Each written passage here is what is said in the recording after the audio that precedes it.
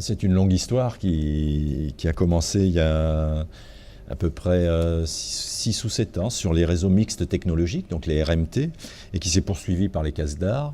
Je pense que c'est l'émanation d'un système de fonctionnement qui avait pour but de situer l'action et de concrétiser les actions en les raccrochant au terrain, au territoire, et aussi la notion de réseau qui était importante, puisque, comme son nom l'indique, les réseaux mixtes technologiques avaient pour but de mettre ensemble recherche, développement et enseignement.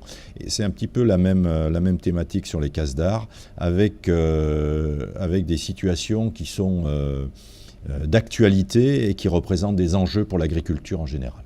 Les CASDAR et les RMT sont importants dans l'enseignement agricole, tant au niveau de la globalité de l'enseignement agricole que des établissements eux-mêmes.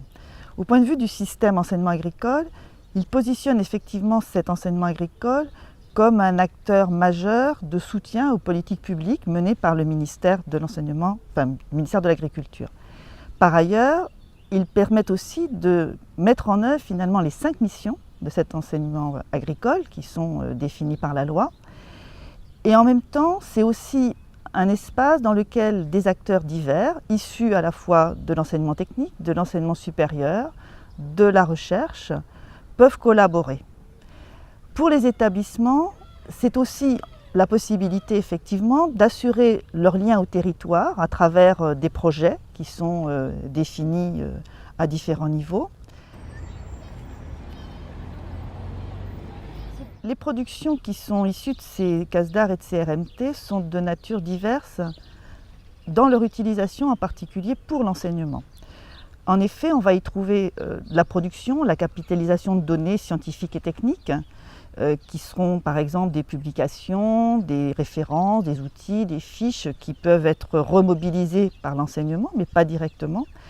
Et puis on a aussi des ressources qui peuvent être plus directement en lien avec l'enseignement, qui sont des ressources à caractère pédagogique, qui peuvent être par exemple des jeux sérieux, qui peuvent être des kits pédagogiques, des ouvrages, des publications aussi qui peuvent être plus directement accessibles pour l'enseignement, voire même jusqu'à des productions de séquences pédagogiques qui peuvent être proposées dans le cadre de ces structures. On a coutume de parler de 2 types de production, ce que nous appelons et ce que le monde du développement appelle, je dis le monde du développement, c'est-à-dire les techniciens appellent les livrables et les enseignables.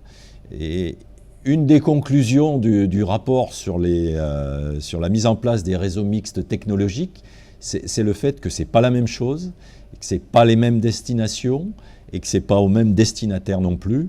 Et on était rodé à avoir des livrables qui étaient des productions pour capitaliser, pour laisser une trace, voire pour transmettre un peu le savoir qui avait percolé suite à ces actions-là. Et finalement, on a buté à un moment donné sur les enseignables, ce qui fait qu'il y a un distinguo aujourd'hui qui est fort entre ces 2 types de production. Les livrables, souvent, on voit bien ce que c'est. Ce sont effectivement les attendus qui sont présents en fin de projet, ce qui est effectivement produit, qui va être livré à la communauté, qui va permettre effectivement de rendre compte de ce qui a été réalisé. Les livrables, c'est par rapport à un projet, c'est des attendus, c'est une forme de capitalisation de ressources. Et les enseignables sont des éléments qui ont intégré des démarches d'apprentissage. Et à partir de là, c'est des outils qui peuvent servir à tous, mais qui ont intégré le fait qu'on peut s'adresser à des publics totalement différents, qui vont de jeunes, allez on va faire simple, hein, de jeunes qui sont post-seconde à des jeunes qui sont dans l'enseignement supérieur. Et à partir de là, il faut absolument intégrer ces démarches-là, puisque enseignable, ça veut dire qui peut être enseigné. Il y a une notion qui est complètement différente entre livrable, qui est une production de ressources, à destination souvent de spécialistes qui la transmettront pour le développement.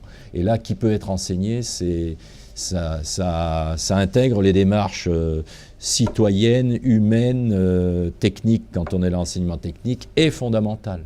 Les enseignables, c'est finalement quelque part quand même une forme de livrable. Mais c'est une forme de livrable particulière.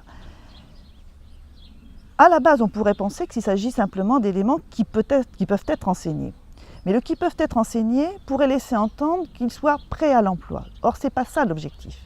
L'objectif de ces enseignables, c'est que quelque part, on s'intéresse pas seulement à la ressource en tant que telle, mais à la façon dont elle va être utilisée dans l'enseignement, à travers à la fois la façon dont on va pouvoir les utiliser, le public auquel ils s'adressent et surtout la relation avec les apprentissages réels des élèves, des étudiants, des apprentis, éventuellement des stagiaires en formation adulte.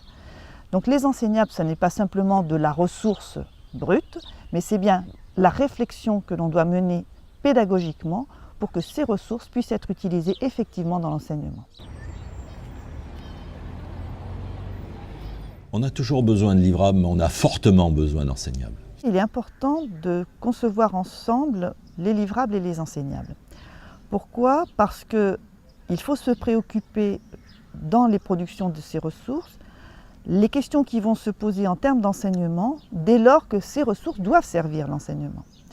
Parce qu'au-delà de la ressource elle-même, il y a les questions de didactisation qui doivent permettre effectivement de faciliter les apprentissages et donc de permettre effectivement aux jeunes d'acquérir les connaissances, les compétences, les capacités que l'on vise dans notamment les référentiels de diplôme. Cette opération, elle est effectivement très importante et dans ce qui est produit, ces réflexions-là doivent apparaître effectivement aussi. On ne pourra réussir à maintenir le sens de l'enseignement que si on arrive à justement avoir des enseignables qui soient adaptés à la société et qui soient adaptés sur le plan technique, scientifique et même au niveau général à la société qui évolue.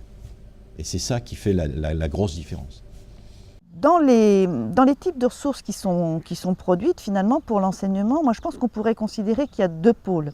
Il y a un peu le pôle de ressources qu'on pourrait qualifier d'un peu externes, qui sont des ressources non contextualisées, qui pourraient être utilisées par n'importe quel acteur dans n'importe quelle situation et qui nécessitent fortement justement cette didactisation.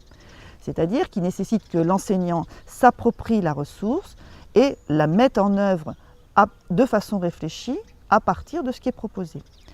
Et puis on peut avoir aussi des ressources qui sont davantage construites justement avec une visée d'utilisation pédagogique un peu plus affirmée. Je pensais notamment à des séquences pédagogiques.